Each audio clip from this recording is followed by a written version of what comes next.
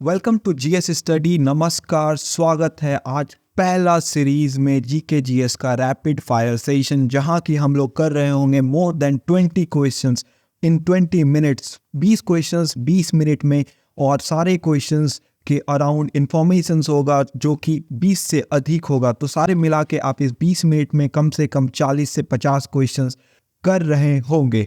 तो moving on to our question sections. तो पहला क्वेश्चन हमारे पास है कि पहला क्वेश्चन है, भारत में तोपखाने का प्रयोग पहली बार कौन से युद्ध में किया गया था? ठीक है, ऑप्शंस है पानीपत, तालीकोट, सियालकोट, खानवा। तो पहली बार जो तोप का प्रयोग हुआ था वो पानीपत के युद्ध में हुआ था, पानीपत के प्रथम युद्ध में। पानीपत का प्रथम युद्ध कब हुआ था? तो 1526 में हुआ था। कब? 21 अप्रैल 1526। किसके किसके बीच में हुआ था? बाबर और इब्राहिम लोदी। कौन जीता था? बाबर जीता था। तालीकोट का यहाँ पे जिक्र है, तो तालीकोट का युद्ध कब हुआ था? 1565 में। किसके किसके बीच में हुआ था? डेक्कन का सुल्तान था और विजयनगर एम्पायर था। ठीक है। खानवा को अगर देखें तो खानवा किसके बीच में हुआ था? राणा सांगा और बाबर। कौन जीता था ये युद्ध? बाबर। और फिर अगर हम लोग देखें सियालकोट, तो सियालकोट अफगान सिख वॉर का एक युद्ध था, जिसमें कि दुरानी एम्पायर से जहान खान और चरस सिंह के बीच हुआ था। और ये इसमें जो विनर था, इसमें जो युद्ध जीत के आया, कौन जीत के आया था? तो सिख अंपायर युद्ध जीत कर आया था। ठीक है। तो इस पर्टिकुलर सवाल का आंसर जो होगा वो होगा पानीपत। पानीपत का युद्ध में पहली बार तोप का प्रयोग करा गया था। ठीक है। दूसरा क्वेश्चन देखते हैं।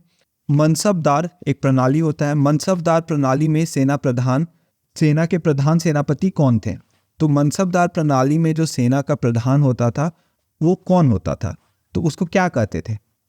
उसको कहते थे मनसबदार। मनसबदार क्या होता था? मनसबदार एक्चुअली में एक, जैसे सेनापति होता है वैसे मनसबदार होता था। मनसबदार होता था मैन विथ रोल, जिसके पास कुछ रिस्पॉन्सिबिलिटी हो, कुछ जिम्मेदारी हो। ठीक है। वहीं पे एक और प्रथा होता था, जागीरदार प्रथा। तो जागीरदार और मनसबदार में बेसिकली जो डिफरेंस होता था, मनसबदार को जो पैसा लेता था वो लोग सैलरी के टर्म्स में लेता था, वहीं जागीरदार जो लेता था वो रिवेन्यू लेता था इन टर्म्स ऑफ लैंड से जो रिवेन्यू होता था, जिसके पास जागीर होता था वो जागीरदार हो जाता था। जो सैलरी लेता था अपने रिस्पॉन्सिबिलिटी के बदले वो मनसबदार होता था। ठीक है। तो यहाँ पे मनसबदार प्रणाली में जो सेनापति होता था उसको मनसबदार कहते थे हम लोग। आगे देखते हैं। तो औरंगजेब के शासनकाल में मुगल सेना से लड़ने वाले सिख गुरु कौन थे? तो औरंगजेब के काल में सिख गुरु कौन थे? तो गुरु तेग बहादुर। और एक क्वेश्चन इसमें बनता है कि औरंगजेब के कारण किस सिख गुरु का हत्या हुआ था? तो इसमें भी गुरु तेग बहादुर ही आएंगे। ओके। तो moving on to our next question, who built a Moti Masjid इन दिल्ली? तो दिल्ली में जो मोती मस्जिद है उसका निर्माण कौन करवाया था? मोती मस्जिद दो जगह पे है, आगरा में है और दिल्ली में है। तो जो दिल्ली में है उसका निर्माण कराया था औरंगजेब, जो आगरा में है शाहजहां। तो इसको याद रखिएगा, जो दिल्ली में होगा वो औरंगजेब, जो आगरा में होगा वो शाहजहां। ठीक है। चलिए नेक्स्ट क्वेश्चन देखते हैं। मनसबदार को प्रदान की गई सेना का मुख्यतः किस तरह का सेना होता था? मनसबदार को जो सेना प्रदान करा जाता था वो किस तरह का सेना होता था? तो हॉर्स राइडर होता था, घोड़सवार होता था, पैदल सेना होता था, या तोप खाने वाला होता था, या नौसेना होता है। तो बेसिकली जो मनसबदार होता था उनको घोड़ा मिलता था, तो उनको घोड़सवार जो सैनिक होते थे वो मिलता था। ठीक है। मनसबदार व्यवस्था पहले हम लोग जिक्र कर चुके हैं इसका। तो अब अपना नेक्स्ट क्वेश्चन देखते हैं। तो फॉरेन मिनिस्टर ड्यूरिंग शिवाजी, जो शिवाजी का शासनकाल था, छत्रपति शिवाजी के शासनकाल के दौरान में विदेश मंत्री को क्या कहा जाता था? तो शिवाजी के शासनकाल में उनके जो मिनिस्ट्रीज होते थे उनको कहा जाता था अष्टप्रधान, जिसको कहते हैं हम लोग एट काउंसिल ऑफ मिनिस्टर्स। तो इसमें जो फॉरेन मिनिस्टर होता था इसको हम लोग क्या कहते थे? सुमंत। और भी कुछ जैसे इंपॉर्टेंट होता था, जैसे कि सर ए नौबत जो होता था उसको डिफेंस में रखते थे। न्यायाधीश होता था जो कि जुडिशियल्स देखता था।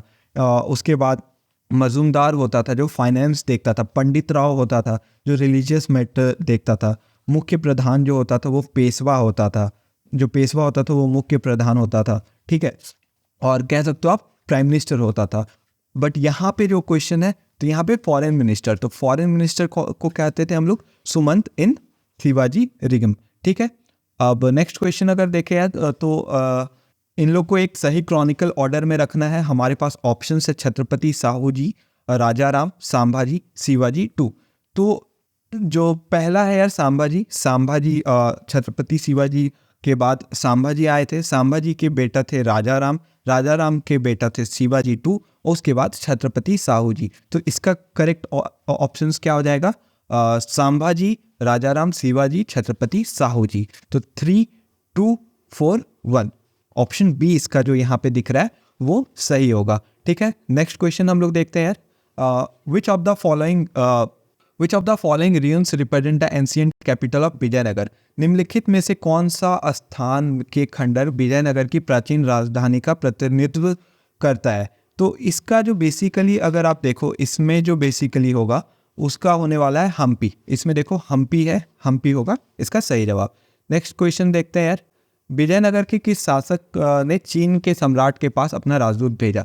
तो पहली बार अपना राजदूत चीन में जो भेजा था विजयनगर के किस शासक ने भेजा था? तो विजयनगर में अगर देखो यार, विजयनगर अंपायर को अगर देखो तो इसमें 4 वंश थे। तो सबसे पहला वंश कौन था? सुगम वंश। उसके बाद कौन था? सालू वंश। उसके बाद तुलभ वंश, और उसके बाद आरिदेव वंश। ठीक है, तो पहला जो मतलब विजयनगर अंपायर का जो नींव रखा, जो स्थापना करा, वो कौन था? हरिहर वन, और उसका भाई कौन था? बुकाराय वन। ठीक है, तो ये लोग दोनों कौन वंश के थे? सुगम वंश के थे। उसके बाद सुलाव वंश के कौन थे? नरसिम्हा राव। ठीक है, सुलाव नरसिम्हा। ठीक है, तुलभ वंश के थे, बहुत ही फेमस रूलर थे तुलभ वंश के, कृष्णदेव राय। ठीक है, उनका एक बहुत ही अच्छा वर्क है, मतलब एक किताब है अमुक्त मर्यादा, जिसमें वो जुडिशियल रिफॉर्म्स के बारे में बात करते हैं। ये एक इंपॉर्टेंट क्वेश्चन है। कृष्णदेव राय जो लिखे हैं अमुक्त मर्यादा, जिसमें वो जुडिशियल रिफॉर्म्स के बारे में बात करते हैं। उसके बाद आरिदेव वंश का जो था उसका था त्रिमूल देवा। ठीक है, और उसका राजधानी कौन था? पेनुकोंडा। ठीक है, ये हो गया चीज़। तो यहाँ पर ऑप्शंस हो जाएगा हरिहर वन जो है वो पहली बार अपना राजदूत को चीन भेजे थे। ठीक है, नेक्स्ट क्वेश्चन देखते हैं। नेक्स्ट क्वेश्चन क्या है हमारे पास? कि जब राजा ओडियार ने मैसूर राज्य की स्थापना की तब विजयनगर साम्राज्य का शासक कौन था? तो राजा ओडियार क्या किया था? मैसूर राज्य का स्थापना किया था। तो उस टाइम विजयनगर का शासक कौन था? तो वेंकट द्वितीय उस टाइम आपके विजयनगर के शासक थे। ठीक है, तो ये किस वंश के थे? आरिदेव वंश के। चौथा वंश जो था आरिदेव, उस वंश के ये रूलर थे। ठीक है, फिर एक अब जो नेक्स्ट क्वेश्चन है यार, तैमूर के आक्रमण के बाद भारत में किस वंश का राज स्थापित हुआ? तो तैमूर का आक्रमण के बाद किस वंश का राज स्थापित हुआ? तो तैमूर जब अटैक करा 1398 में, तो जो सैयद डायनेसिटी है, खिज्र खा को अपना नेतृत्व दिया, और 1414 एडी में सैयद वंश का स्थापना हुआ। और सारा वंश अगर आप देखो यार, तो लोधी डायनेसिटी कौन का? बलहुल लोधी था 1451 में। ठीक है, तुगलक डायनेसिटी का आपका गाजी मलिक 1320 में करा, और खिलजी का कौन किया? जलाउद्दीन फिरोज खिलजी 1290 में। तो ये सारा चीज़ है। ठीक है, ये सारा चीज़ आपको याद रखना है बेसिकली। ठीक है, तो यहाँ पे देखो यार, यहाँ पे तैमूर के आक्रमण के बाद खिज्र खां, सैयद डायनेसिटी 1414, ये 3 चीज़ आपको याद रखना है। ये सारा क्वेश्चंस आया हुआ है, क्वेश्चंस आता है, इससे क्वेश्चंस आया हुआ है, क्वेश्चंस आता है और आएगा। तो ये सारा आपको बार बार सुनो, सेशंस को सेव कर लो और सुनते रहो। यहीं पे रिपीट कर करके याद कर लो, बट कर लो ये। ठीक है, चलते हैं हम लोग नेक्स्ट क्वेश्चन की तरफ। नेक्स्ट क्वेश्चन क्या है यार? मध्य युग में कौन सा शासन सबसे ज़्यादा शिक्षित थे? तो इतिहास का अगर बात करें ना यार, तो सबसे ज़्यादा शिक्षित शासक माना जाता है मोहम्मद बिन तुगलक को। ठीक है, ये लॉजिक पढ़ा हुआ था, फिलॉसफी, मैथमेटिक्स बहुत पढ़ा लिखा था, लेकिन सबसे ज़्यादा गलत डिसीजन अगर देखो तो हिस्ट्री में यही लिया है। तो इससे क्या साबित होता है कि पढ़े लिखे होने से कुछ नहीं होता है। ठीक है, पढ़े लिखे से कुछ नहीं होता है। सबसे बुद्धिमान शासक नहीं था, सबसे पढ़ा हुआ शासक था। लेकिन यहाँ अगर ऑप्शन देखें तो बलबन दिया हुआ है, अलाउद्दीन खिलजी दिया हुआ है, अब्राहम लोदी दिया हुआ है और शेरशाह दिया हुआ है। तो अब्राहम लोदी, इन सारे ऑप्शंस में अगर देखें तो अब्राहम लोदी सबसे ज़्यादा पढ़ा लिखा शासक था। ठीक है, लोदी डायनेसिटी का था, लोदी लगा हुआ है तो इससे तो क्लियर ही है। ठीक है, अब हम लोग नेक्स्ट क्वेश्चन की तरफ जाते हैं यार। आगरा शहर का स्थापना कौन किया था? आगरा शहर का स्थापना 1504 में, ठीक है, कौन किया था? तो 1504 में सिकंदर लोधी किया था। कौन किया था? सिकंदर लोधी। सिकंदर लोधी किया था 1504 में। ठीक है, सिकंदर लोधी का एक और नाम है यार, निजाम खान। ठीक है, निजाम खान इसका एक और नाम है। और सबसे इम्पोर्टेंट चीज़ जो है 1504 में हुआ था। आगरा उस टाइम क्या नाम से जाना जाता था? सिराज ए हिंद। सिराज ए हिंद। ठीक है, और सिकंदर लोधी एक मस्जिद भी बनवाया है दिल्ली में जिसका नाम है बाड़ा गुबन मस्जिद जो है दिल्ली में, वो बनाया है सिकंदर लोधी। ठीक है, ये सारा क्वेश्चंस आ सकता है तो इसलिए सबको ध्यान रखते हैं हम लोग। उसके बाद फिर नेक्स्ट क्वेश्चन हम लोग देखते हैं कि यहाँ निम्नलिखित में से किस स्थान पर प्रसिद्ध सिख गुरुद्वारा स्थित है? तो प्रसिद्ध सिख गुरुद्वारा किस स्थान पर है? तो पहला ऑप्शन है यार रूपकुंड। तो रूपकुंड अगर देखो तो उत्तराखंड में एक लेक है, रहस्यमय लेक नाम से जाना जाता है। तो रूपकुंड के पास कोई भी गुरुद्वारा नहीं है। गुरुद्वारा नहीं होने के कारण तो ये पहला ऑप्शन से निकल जाता है। ताराकुंड जो है, ताराकुंड आपका पौड़ी गढ़वाल में ताराकुंड है, तो ये भी ऑप्शंस नहीं है। और उसके बाद ब्रह्मकुंड, तो ब्रह्मकुंड के पास भी किसी भी तरह का गुरुद्वारा नहीं है, तो ये भी ऑप्शन आपका निकल जाता है। बचता कौन सा ऑप्शन है? हेमकुंड। हेमकुंड कहाँ पे है? चमोली डिस्ट्रिक्ट में है, उत्तराखंड में। गुरु गोविंद सिंह को ये डेडिकेटेड है, गुरु गोविंद सिंह को ये डेडिकेटेड है गुरुद्वारा। ठीक है, नेक्स्ट क्वेश्चंस की तरफ मूव करते हैं। कौन सा इतिहासकार था पानीपत का लड़ाई को खुद से आंख से देखा था? ठीक है, तो वो कौन था? वो था काशीराज पंडित, जो पानीपत का तीसरा युद्ध अपने आंख से देखा था। पानीपत का तीसरा युद्ध कब लड़ा गया था? तो 14 जनवरी 1761। किसके किसके बीच में? मराठा और दुरानी अंपायर। दुरानी अंपायर में उस टाइम कौन था? अहमद शाह दुरानी। और कौन जीता था? तो अहमद शाह दुरानी मराठा को हरा दिए थे। ठीक है, इससे एक और क्वेश्चन आता है यार, 1857 में मिर्जा गालिब जो हुआ करते थे, वो भी 1857 का जो रिवॉल्ट था वो अपने आँख से देखे थे। ठीक है, उस टाइम वो उनका एक बहुत ही फेमस लाइन है कि मेरे आगे रक्त का समंदर है, मेरा खुदा ये जाने ये क्या मंजर है। ये जो लाइन है ये बहुत फेमस लाइन है जो मिर्जा गालिब लिखे थे 1857 का रिवॉल्ट में, फर्स्ट रिवॉल्यूशन जब हुआ था इंडियन और ब्रिटिश का। ठीक है, तो ये भी एक इम्पॉर्टेंट एस्पेक्ट है, इम्पॉर्टेंट क्वेश्चन हो सकता है मॉडर्न हिस्ट्री से। नेक्स्ट क्वेश्चन की तरफ हम लोग जाते हैं यार। नेक्स्ट क्वेश्चन अगर देखते हैं तो पटना में किस सिख गुरु का जन्म हुआ था? तो पटना में किस सिख गुरु का जन्म हुआ था? गोविंद सिंह। प्रकाश पर्व मनाया गया था, तो बहुत सारा मतलब बहुत लोग वहाँ आए थे, बहुत अच्छे तरीके से प्रकाश पर्व मनाया गया था। ठीक है, तो किनका जन्म हुआ है? गोविंद सिंह का वहाँ जन्म है, वो 10वें गुरु है सिख के। ठीक है, उसके बाद जो महाराष्ट्र में एक जगह है नांदेड़ को, किसका मकबरा के कारण वो फेमस है? किस सिख गुरु का मकबरा के कारण उसको पवित्र माना जाता है? तो गुरु अमरदास, गुरु अंगद, गुरु अर्जुन देव, गुरु गोविंद सिंह। तो अगर आप इसको देखो, अगर इसका आंसर देखो यार, तो गुरु गोविंद सिंह, इसका आंसर होगा गुरु गोविंद सिंह, जो कि 10वें गुरु थे।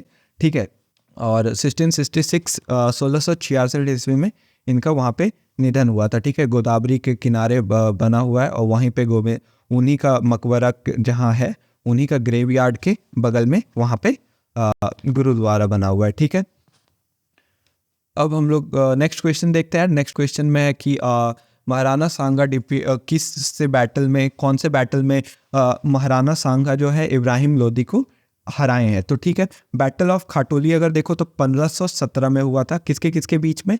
तो लोधी डायनेसिटी और राणा सांगा कौन थे? मेवाड़ के उस टाइम के राजा थे। कौन जीता था इस युद्ध को? तो मेवाड़ जीता था, मतलब राणा सांगा जीते थे। तो पहला ऑप्शन सही है, बट अगर यहाँ पे देखो यार, सारंगपुर का युद्ध हुआ था राणा कुंभा में, और महमूद खान में। और इस युद्ध के कारण ही विजय स्तंभ जो चित्तौड़गढ़ फोर्ट है, चित्तौड़गढ़ फोर्ट में जो विजय स्तंभ है, इसी युद्ध का रिप्रेजेंटेशन है। ये जो सारंगपुर का बैटल जीतने के खुशी में या जीतने का सिंबल है वो विजय स्तंभ, जो कि चित्तौड़गढ़ फोर्ट में, ठीक है। उसके बाद अगर देखो तो सिवान का युद्ध था यार, तो अलाउद्दीन खिलजी सिवाना एक किला हुआ करता था राजस्थान में, तो उसको कब्जा किया था। तो वो खानवा का वॉर जो है यार, राणा सांगा और बाबर के बीच में हुआ था 1527 में, जिसमें कि राणा सांगा अनफॉर्चुनेटली हार गए थे, ठीक है। बहुत ही अनफॉर्चुनेट था वो। अब यहाँ पे नेक्स्ट क्वेश्चन देखते हैं, इन विच ऑर्डर, जो भी डायनेसिटी है यहाँ खिलजी, लोधी, सैयद, स्लेव डायनेसिटी है, तो ये किस ऑर्डर में इसको रखना है। तो इसका बेस्ट उपाय है कि सारा डायनेसिटी को आप जान लो यार। खिलजी डायनेसिटी जो था 1290 से 1320 के बीच में था, ठीक है। और इसका जो था जलाउद्दीन जो फिरोज खिलजी था, ये उसके फाउंडर थे। बलहुल लोधी डायनेसिटी को 1451 में फाउंड करे हैं। सैयद डायनेसिटी को खिज्र खां, जो अभी हम लोग कुछ देर पहले भी करे थे, तो 1414 में फाउंड करें हैं, ठीक है। स्लेव डायनेसिटी 1206 में, और तुगलक डायनेसिटी 1320 में। तो यहाँ पे अगर देखो तो सबसे पहले है स्लेव, फिर आएगा खिलजी, फिर आएगा सैयद, फिर आएगा लोधी। लेकिन अगर हम लोग दिल्ली सल्तनत के अराउंड में सारा डायनेसिटी को देखें तो ऐसे आएगा कि स्लेव पहले आएगा, फिर स्लेव खिलजी तुगलक,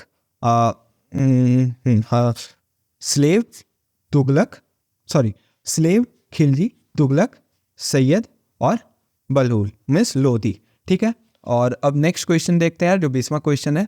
तो फाउंडर गुरु ऑफ खालसा जो सिख में है, खालसा का संस्थापक गुरु कौन थे। तो 10वें गुरु गोविंद सिंह 1699 में फाउंड करा गया था, ठीक है। 1699 में फाउंड करा गया था।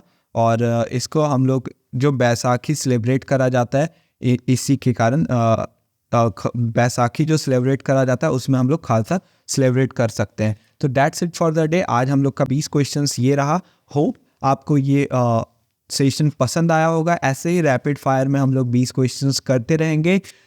फॉर दैट आप ट्यून रहे जीएस स्टडी से, देखते रहे जीएस स्टडी को। करंट अफेयर्स का भी सीरीज डेली आ रहा है, जीके का भी सीरीज अब डेली आने वाला है, जिसमें हम लोग जीके जीएस के हर एक सेक्शंस के क्वेश्चंस को कर रहे होंगे, जो भी एग्जाम पर्सपेक्टिव से इम्पॉर्टेंट है। टिल देन आप इस चैनल को सब्सक्राइब कर लें, अपने सारे दोस्तों के साथ चैनल को शेयर करें। कोई फीडबैक